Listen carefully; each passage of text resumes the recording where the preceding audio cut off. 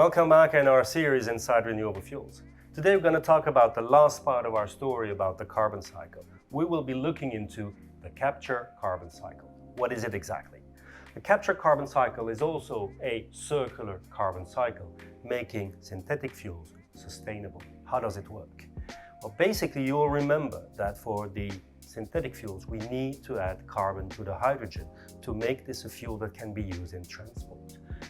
We therefore need to replace the photosynthesis by a technical way to capture the CO2, direct air capture, which will then separate the oxygen from the carbon. The carbon will then be, through the Fischer-Tropsch process, added to the hydrogen in the factory.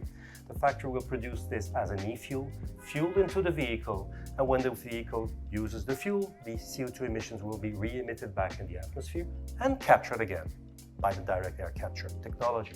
This makes it completely circular, completely sustainable, and the e-fuels also sustainable. Stay tuned for the next episode.